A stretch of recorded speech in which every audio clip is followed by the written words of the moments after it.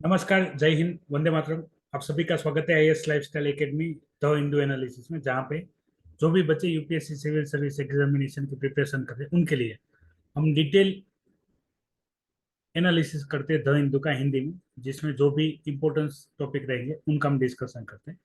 आज हम डिस्कस करने जा रहे हैं 5 में द हिंदू एनालिसिस, जो संडे का साइंस इनटेक रहता है। वो हमारे लिए साइंस इनटेक के टॉपिक्स के लिए महत्वपूर्ण रहता है। तो पहले हम डिस्कशन करें तो यहाँ पे बात की लेप्रोसी के लेके।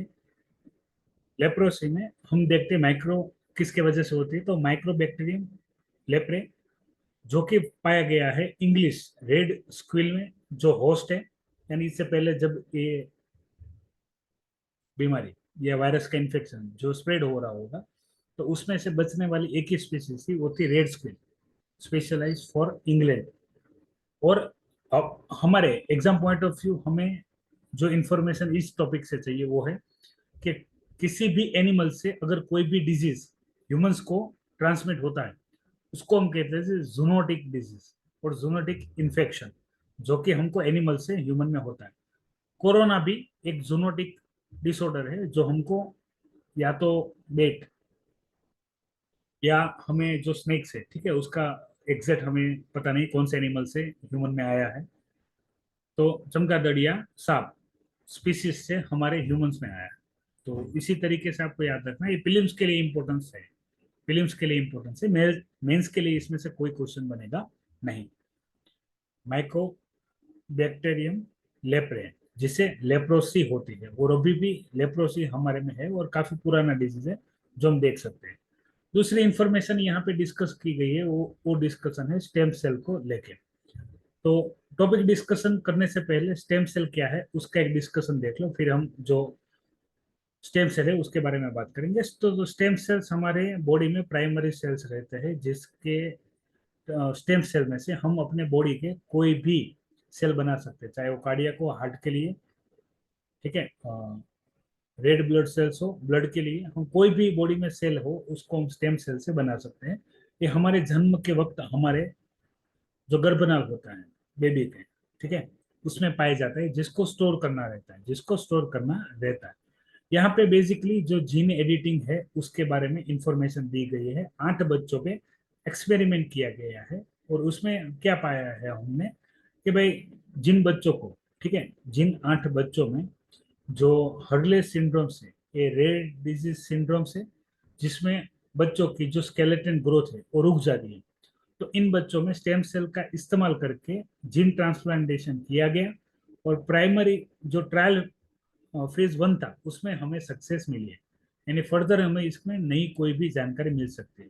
स्टेम सेल यानी बॉडी के इंपॉर्टेंट सेल रहते हैं, जिसको हम किसी भी बॉडी सेल में कन्वर्ट कर सकते हैं।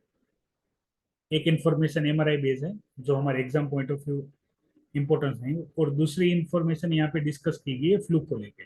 तो फ्लू ऐसी बीमारी होती है जो हमें वायरस के इन्फेक्शन से होती है नॉर्मली।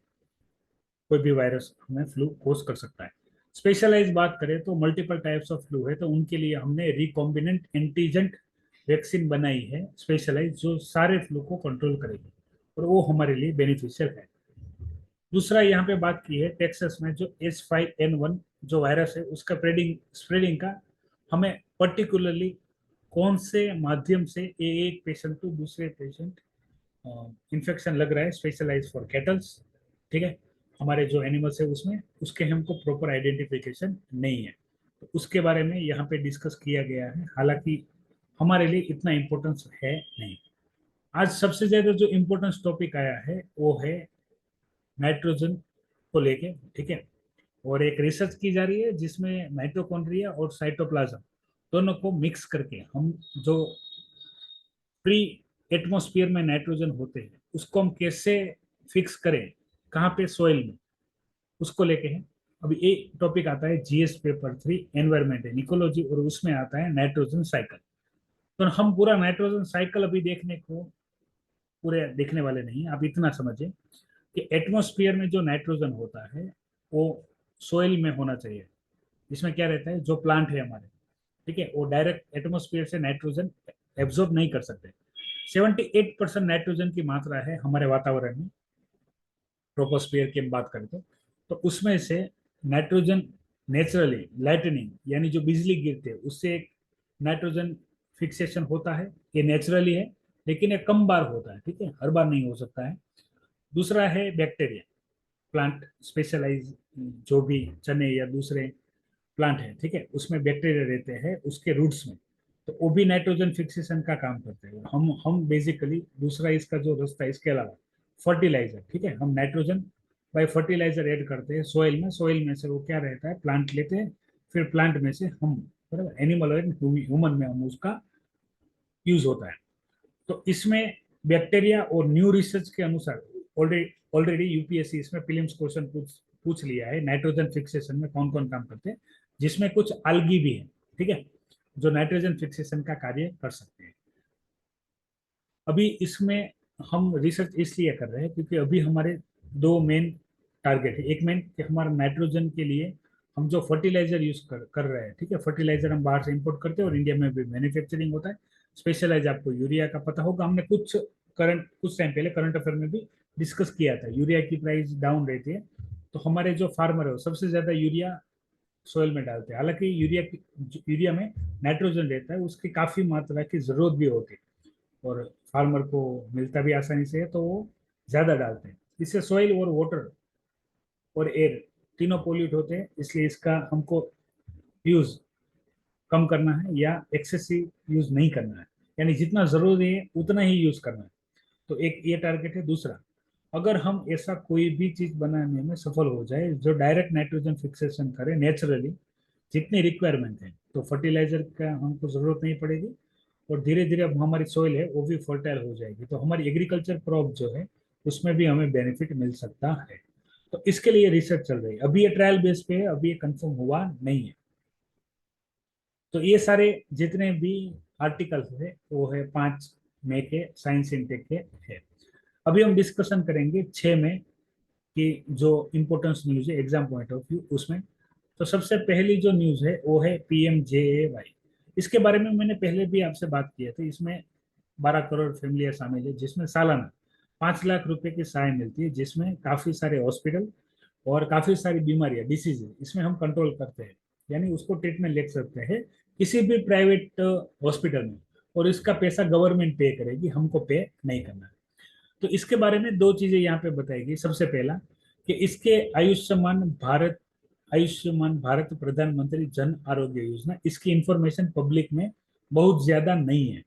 पहली इंफॉर्मेशन ये दी गई है कि काफी सारे ऐसे लोग हैं जिनको पता ही नहीं है ऐसी कोई स्कीम है। दूसरा, अब जिनको पता भी है उन पेशेंट को भी, यानी उनके पास अगर ये कार्ड है, आयुष्मान कार्ड है, फिर भी आउट ऑफ पॉकेट एक्सपेंडिचर, यानी उनके जेब से ज्यादा खर्चा हो रहा है, यानी ये भी कोई बेनिफिट नहीं दे रहा है।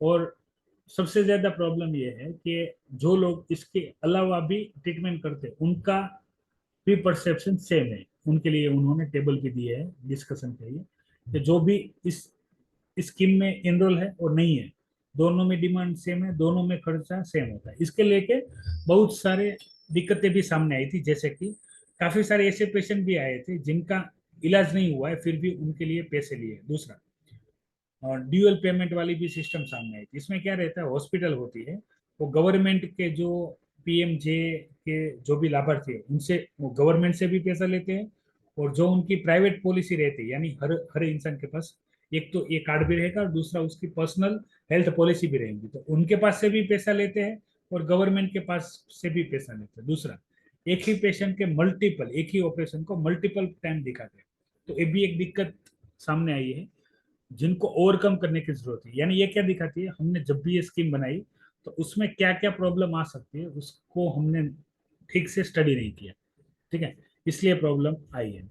तो इस चीज को याद रखिएगा, गवर्नमेंट स्कीम और उसमें भी जो भी दिक्कतें आ रही है वो दिक्कतें।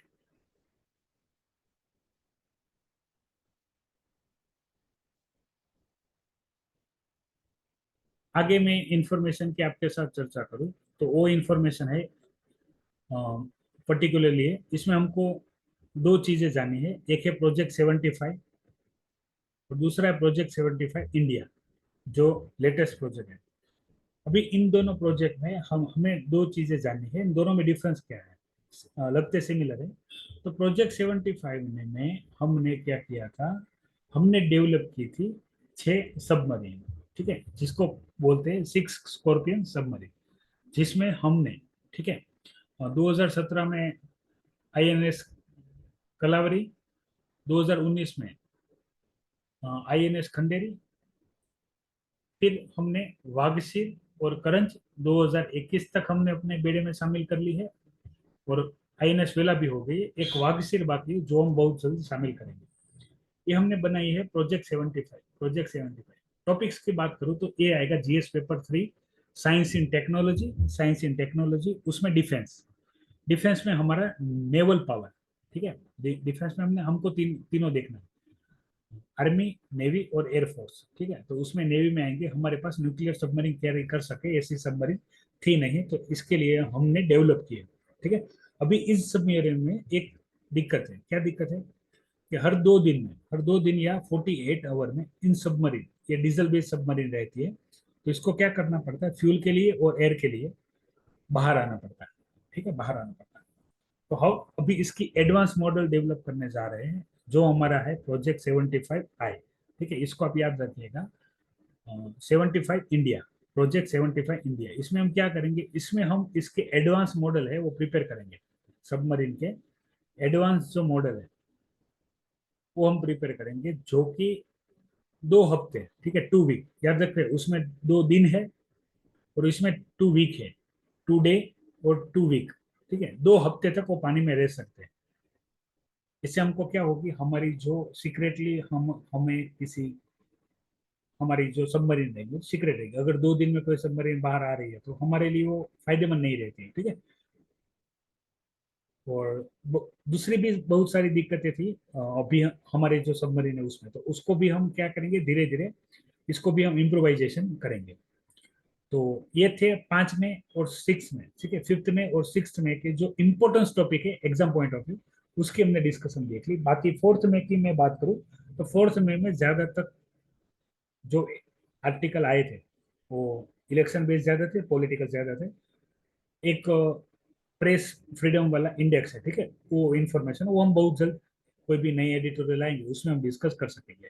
फिर से एक बार बता देता हूँ, जो द हिंदू का हिंदी में एनालिसिस है उनका टाइम रहता है शाम के 5 बजे, ठीक है, लाइव होने का, तो आप लाइव दे सकते हैं। और इसके इंफॉर्मेशन लेने के लिए आप हमारे टेलीग्राम चैनल को ज्वाइन कर सकते हो, जिनका लिंक वीडियो के डिस्क्रिप्शन में दिया गया है।